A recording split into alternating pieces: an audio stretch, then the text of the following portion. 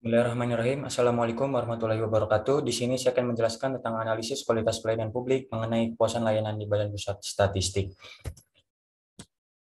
Yang pertama adalah latar belakang. Undang-Undang RI Nomor 25 Tahun 2009 tentang Pelayanan Publik mengatur bahwa setiap penyelenggara pelayanan publik berkewajiban melaksanakan evaluasi terhadap kinerja pelaksana pelayanan publik. Badan Pusat Statistik sebagai salah satu penyelenggara pelayanan publik yang menyediakan data dan informasi statistik senantiasa berusaha memberikan pelayanan prima kepada konsumen. BPS telah menyelenggarakan survei kepuasan masyarakat secara rutin setiap tahun yang diintegrasikan ke dalam survei kebutuhan data.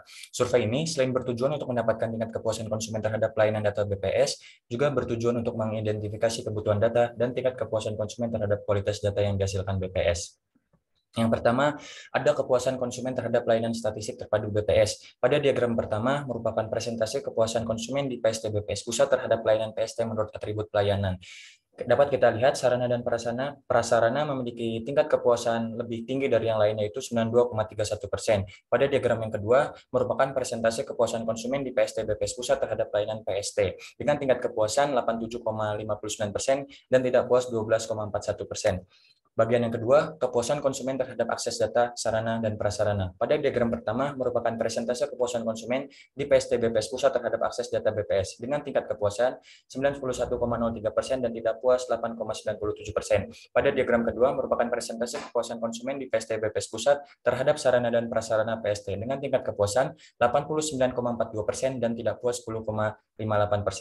Bagian selanjutnya, gap analisis kepuasan konsumen terhadap pelayanan PST BPS.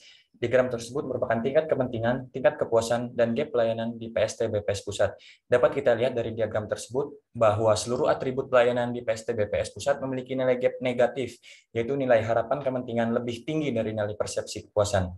Dapat kita simpulkan dari data-data tersebut bahwa atribut pelayanan yang perlu dipertahankan dan perlu diperbaiki. Yang perlu dipertahankan yang pertama, produk pelayanan yang diterima sesuai dengan yang dijanjikan. Yang kedua, sarana dan prasarana pendukung pelayanan memberikan kenyamanan. Yang ketiga, data BPS mudah diakses melalui fasilitas utama yang digunakan.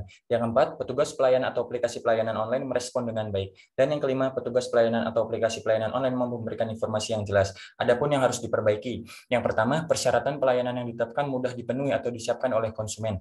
Yang kedua, prosedur atau alur pelayanan yang ditetapkan mudah diikuti atau dilaksanakan. Yang ketiga, jangka waktu penyelesaian pelayanan yang diterima sesuai dengan yang ditetapkan. Dan yang terakhir, keberadaan fasilitas pengaduan PST mudah diketahui. Sekian dari saya, kurang lebihnya mohon maaf. Wassalamualaikum warahmatullahi wabarakatuh.